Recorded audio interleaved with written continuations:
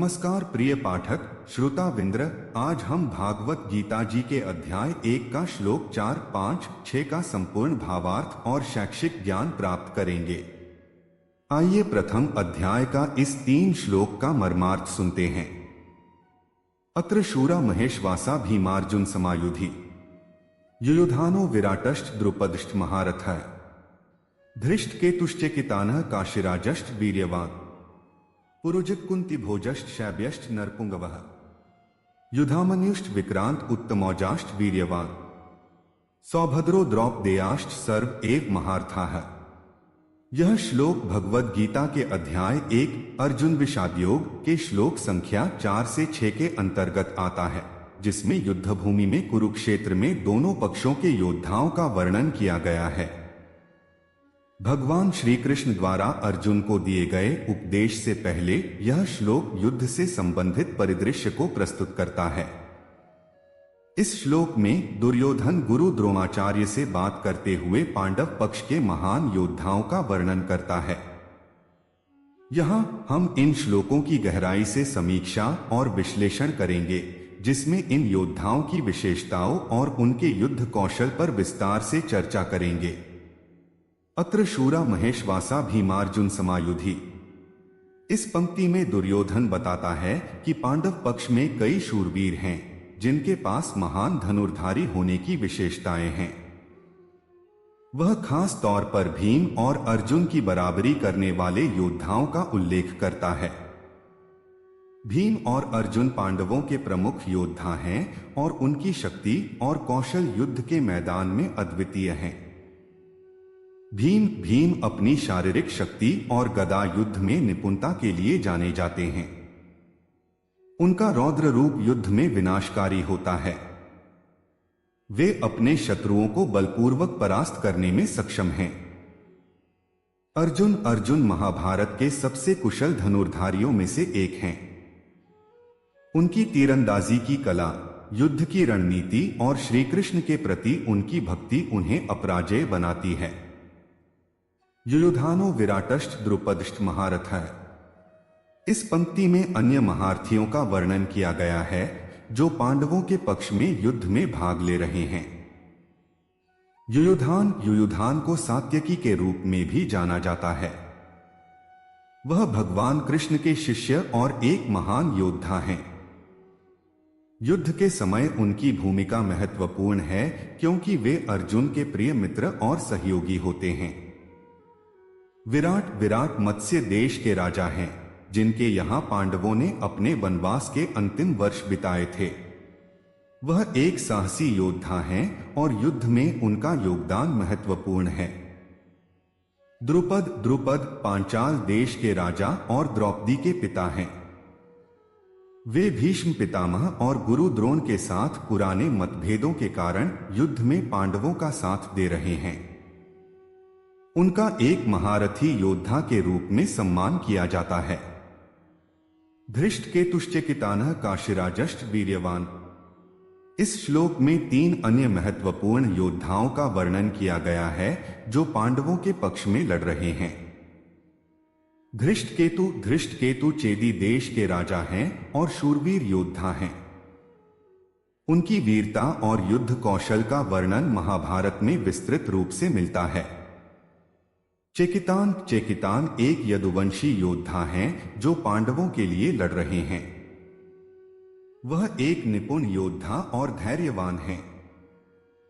काशीराज काशी के राजा को वीर और महान योद्धा के रूप में जाना जाता है। वह तीरंदाजी और युद्ध कौशल में निपुण होते हैं और पांडवों के प्रति उनकी निष्ठा अडिग होती है। पुरुजित् कुंती भोजश्च शैब्यश्च नरपुंगवः। पुरुजित और कुंती भोज ये दोनों राजा कुंती के भाई और पांडवों के मामा हैं। दोनों ने पांडवों के प्रति अपनी वफादारी दिखाई और इस युद्ध में अपने कौशल का प्रदर्शन किया। शैव्य एक वीर राजा और महान योद्धा हैं, जो पांडवों का समर्थन करते हैं।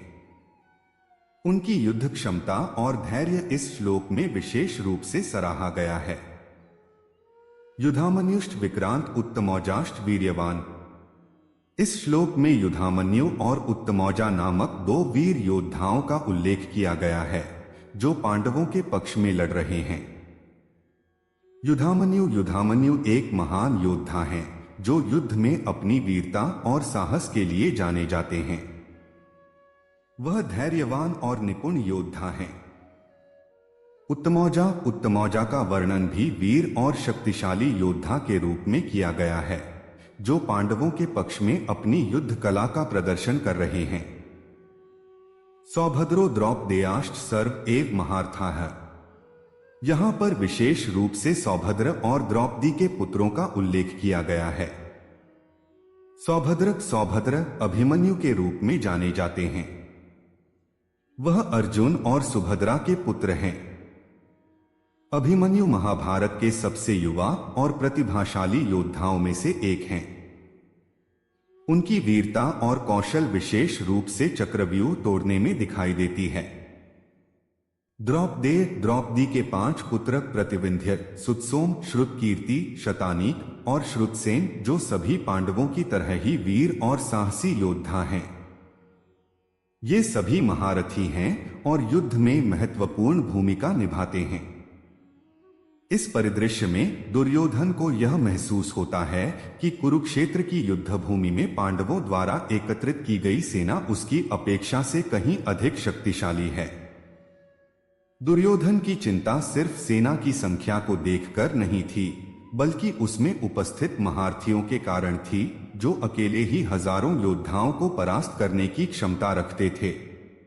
इन महारथियों का नाम लेते हुए दुर्योधन ने उनकी वीरता, युद्ध कौशल और पराक्रम का वर्णन किया, जो भीम और अर्जुन के समान बलशाली थे। वह जानता था कि इन योद्धाओं को युद्ध में हराना बेहद कठिन होगा। दुर्योधन के सामने संकट का आभास इस तथ्य से और बढ़ जाता है कि पांडवों की सेना में एकत्रित योद्धा न केवल संख्या में विशाल थे, बल्कि उनका युद्ध कौशल, वीरता और नेतृत्व क्षमता भी अद्वितीय थी। उन्होंने दुर्योधन के मन में भय पैदा कर दिया, क्योंकि वह जानता था कि युद्ध के परिणाम का निर्धारण सिर्फ संख्या से नहीं, बल्कि सैनिकों की निपुणता और मनोबल से होगा।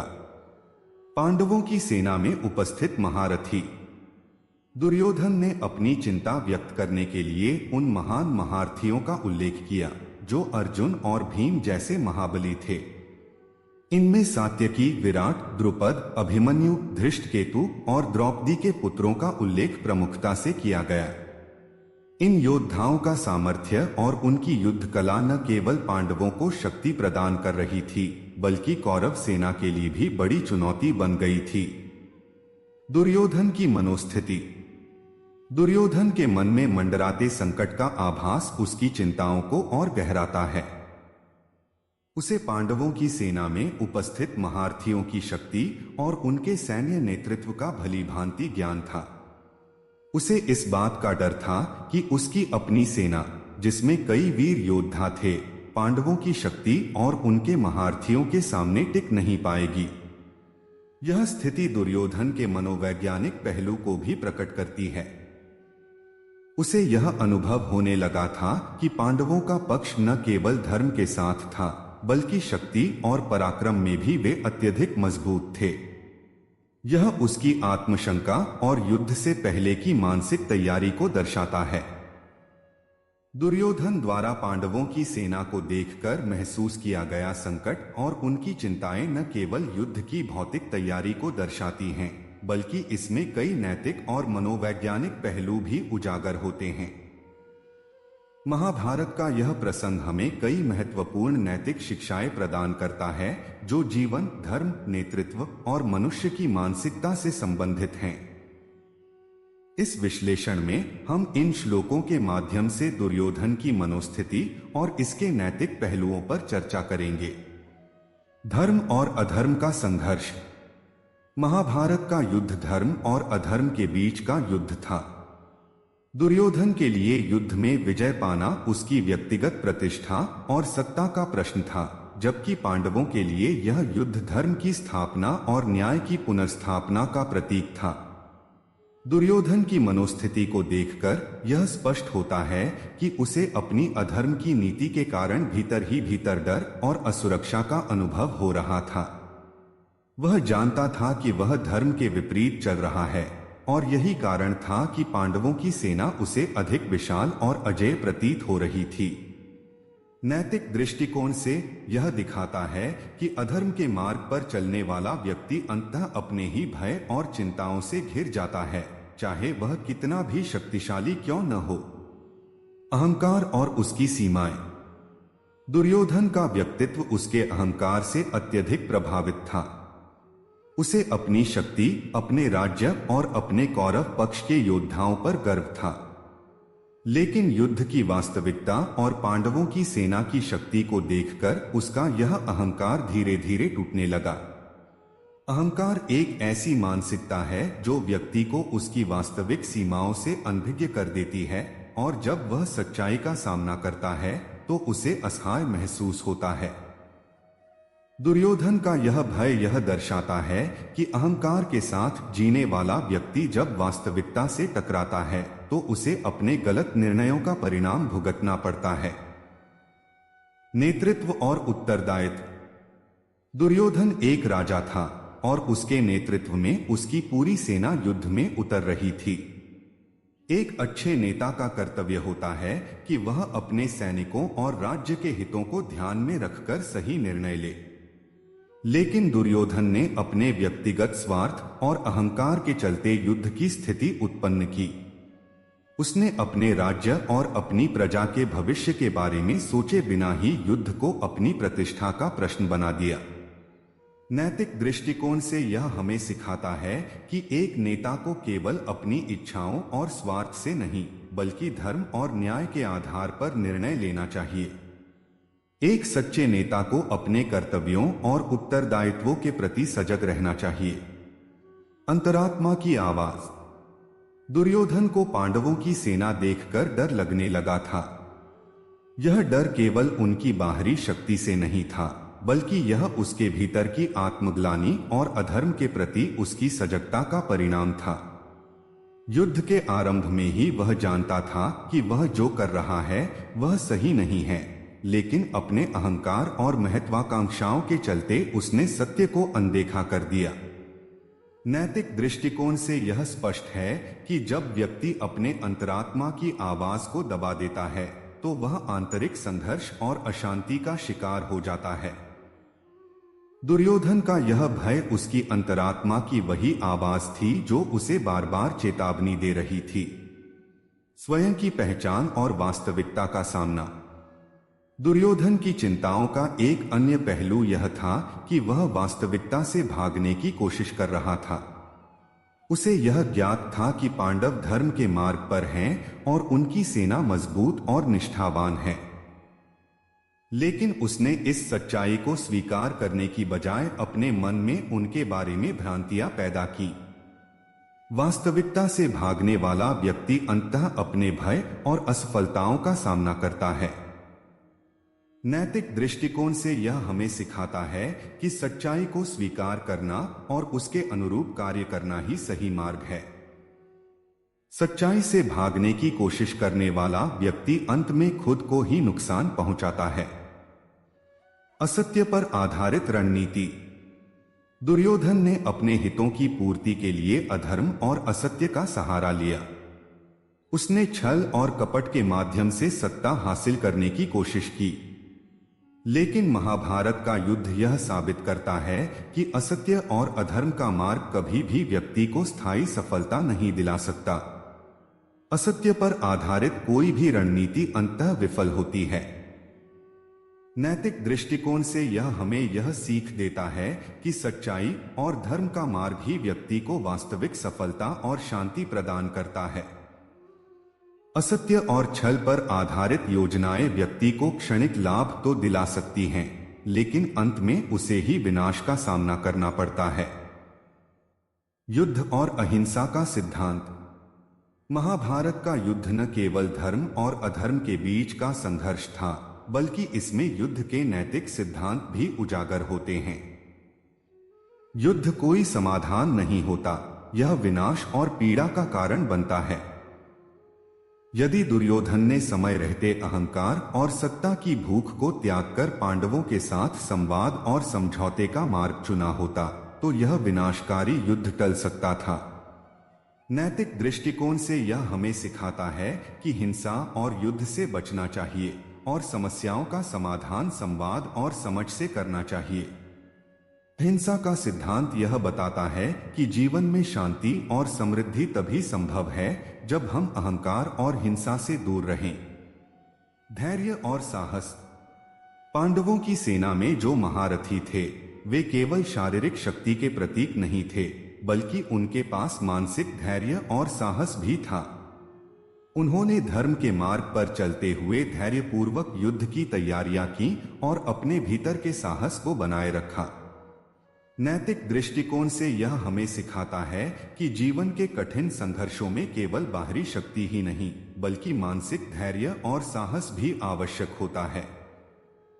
धैर्य और साहस व्यक्ति को सही निर्णय लेने में सहायता करते हैं और उसे जीवन के संघर्षों में सफलता दिलाते हैं। विनम्रता और सेवा का भाव।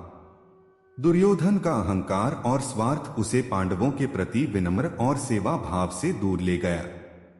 यदि वह अपने अहंकार को त्याग कर पांडवों के प्रति विनम्रता और सेवा का भाव रखता तो युद्ध की स्थिति उत्पन्न नहीं होती। नैतिक दृष्टिकोण से यह हमें सिखाता है कि जीवन में विनम्रता और सेवा भाव व्यक्ति को सफलता, शांति और सम्मान दिलाते हैं। विनम्रता और सेवा भाव से व्यक्ति दूसरों के दिलों में स्थान बनाता है और समाज में उसकी प्रतिष्ठा बढ़ती है।